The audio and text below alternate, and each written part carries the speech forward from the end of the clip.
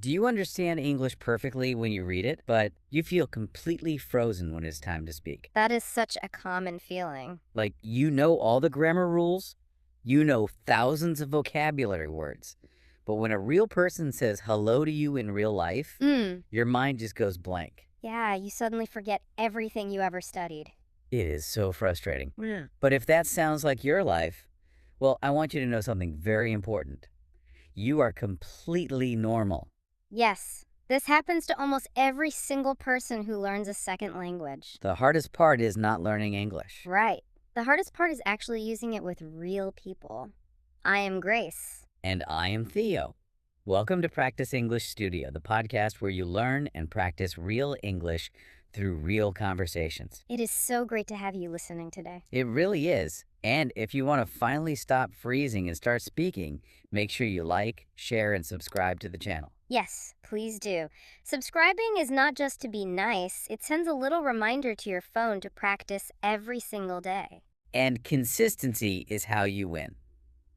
Now, today's episode is totally different from a normal English class. You are not going to look at a textbook today. You are not going to memorize a long list of difficult words. Instead, we are going to actually practice 10 easy, everyday mini conversations. We are going to use very simple, natural English. Right.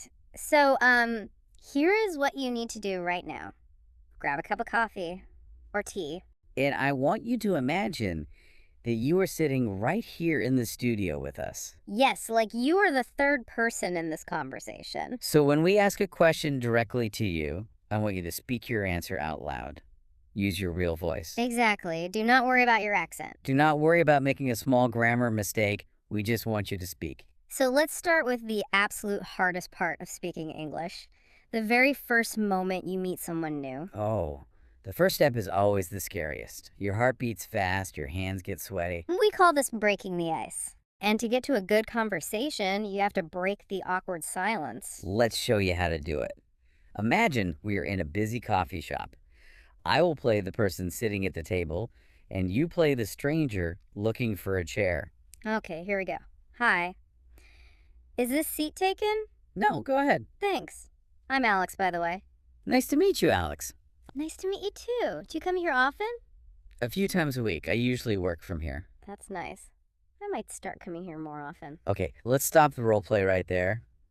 And let's look closely at the words we just used. Right. The very first question was, is the seat taken? Why do we say it exactly like that? That is a very important question. Let's put you in a real-world scenario. Imagine you walk into a cafe. Okay, I am walking into the cafe. And, it is raining outside, so you are wearing a heavy, wet coat. Oh, I hate that. Right.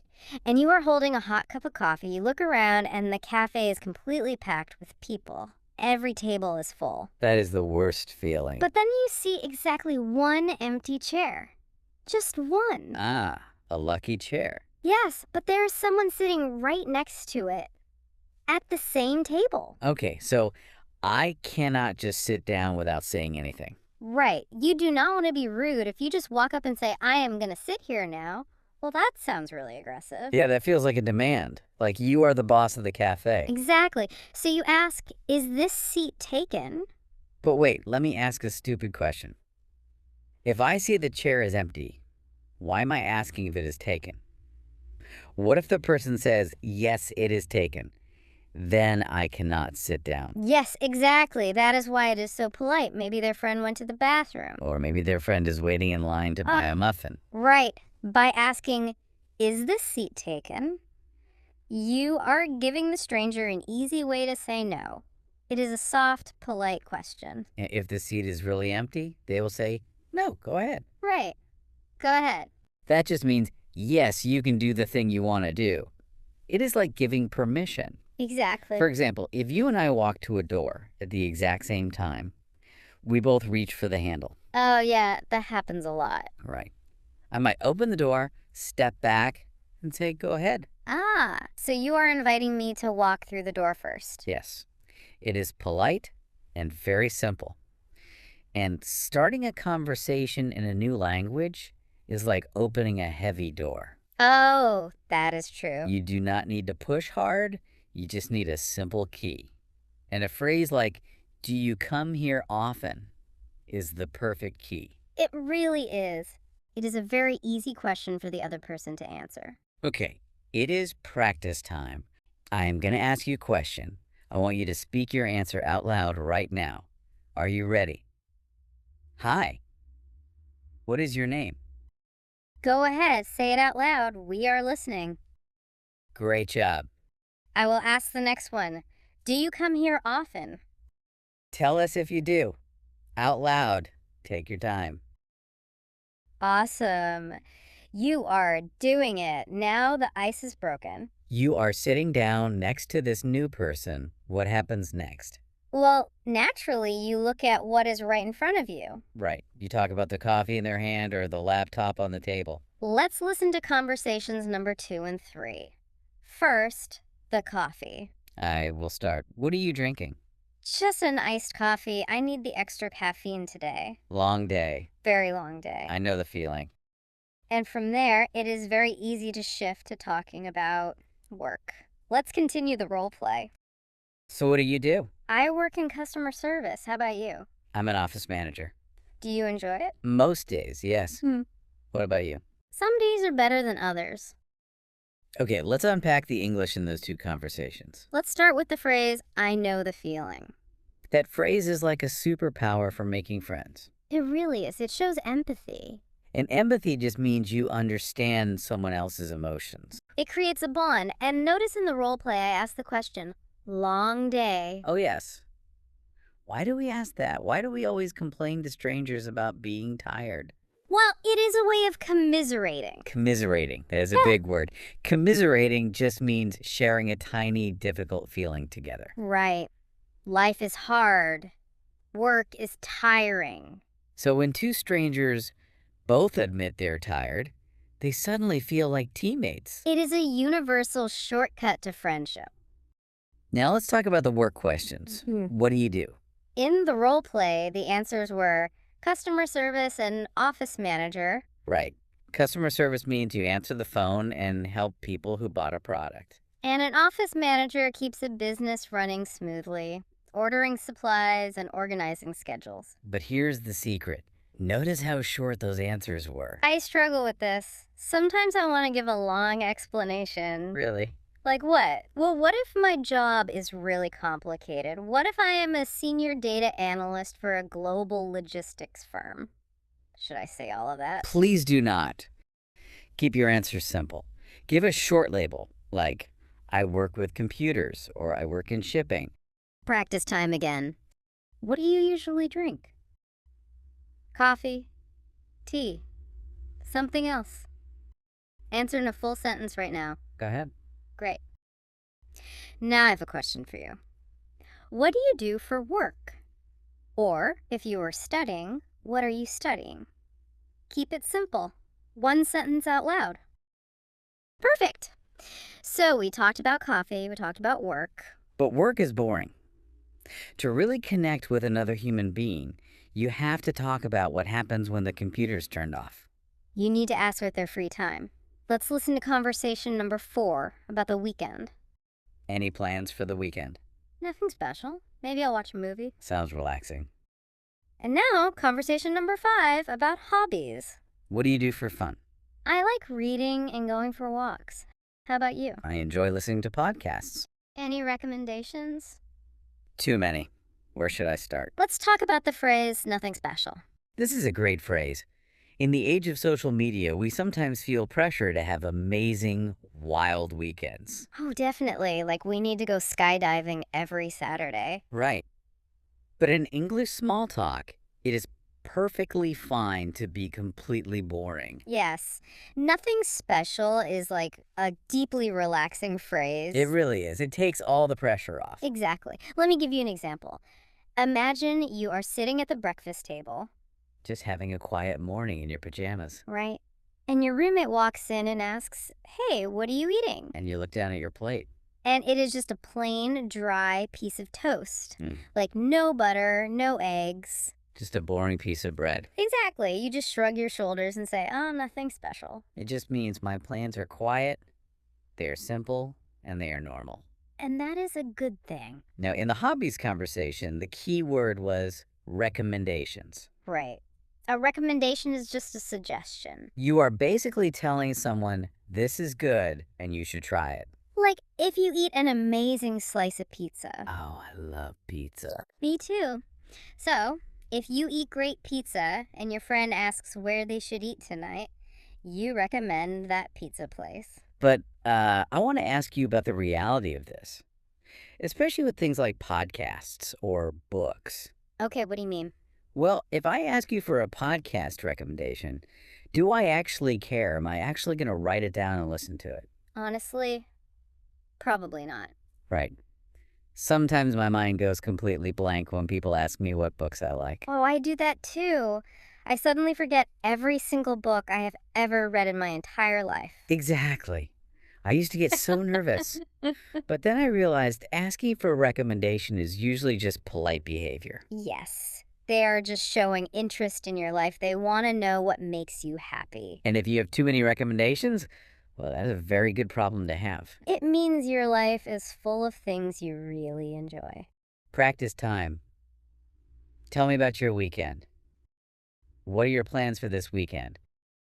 Answer out loud right now. Now, what do you do for fun? Try giving me 2 different activities. Speak out loud. Beautiful! You just handled the 5 biggest small talk topics. But life moves fast, and you will run into many other situations throughout your day. Let's take a quick fluency break and run through conversations 6 through 10. First, let's define what fluency actually means. Many students are terrified of the word. They really are. They think fluency means speaking perfectly with 0 grammar mistakes forever. That sounds exhausting. Fluency actually comes from the word flow, like a river. Right. If water hits a rock, it does not stop. It just flows around the rock. Exactly. When you speak, if you make a mistake, do not stop. Just flow around it. Keep the conversation moving. Speaking English is a lot like learning to ride a bicycle. When you first learn to ride a bicycle, you wobble. You wobble a lot. You might even fall down a few times. Exactly.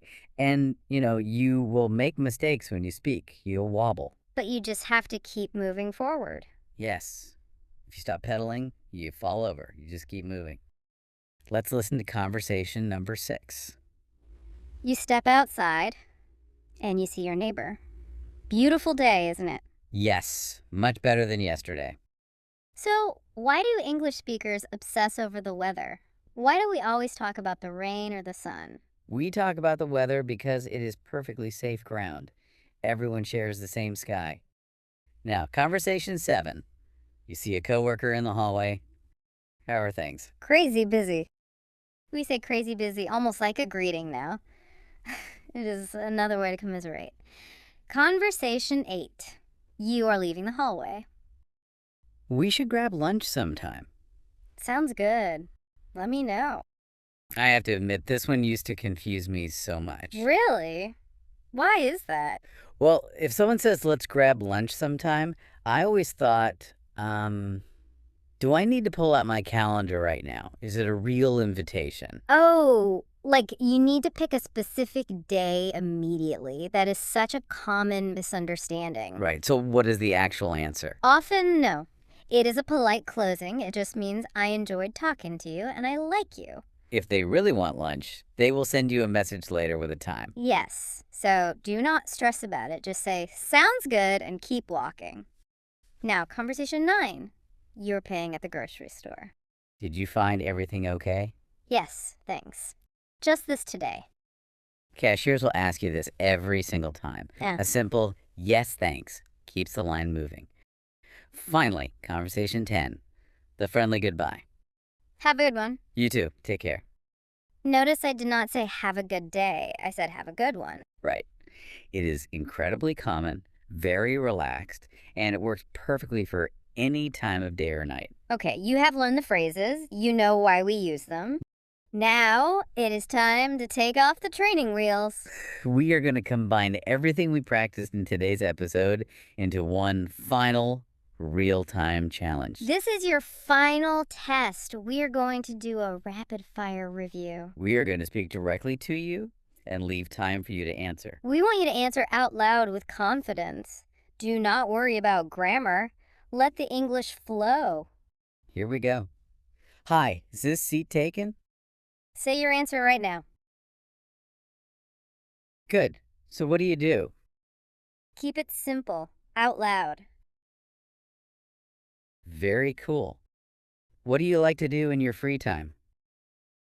Tell us one or two things.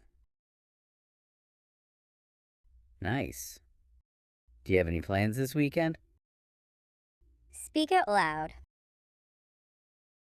Congratulations. I am genuinely so proud of you. That is real speaking practice. It is not memorization. It is connection. You just had a real conversation. Make sure you come back tomorrow and practice with us again. Yes, every single time you listen and speak out loud, the anxiety gets a little smaller. The English flows a little faster. Before we say goodbye, I want to give you a piece of homework. It is a fun experiment. Oh, I love experiments. The next time you walk into a busy coffee shop or you are waiting in line at the grocery store, I want you to put your phone in your pocket. Do not look at a screen. Just listen. Listen to the people around you. What will they hear? You will realize that almost all of human connection is built on these exact same simple, easy phrases. You will hear people talking about the rain. You will hear people saying, "I know the feeling," when someone is tired. You will hear people asking for recommendations. You do not need a massive, heavy dictionary to make friends in a new language. You just need a few simple keys to open the door. You already have all the tools you need to connect with the world right now. Every fluent speaker in the world started exactly where you are today. They started with simple conversations, one conversation at a time. See you in the next episode.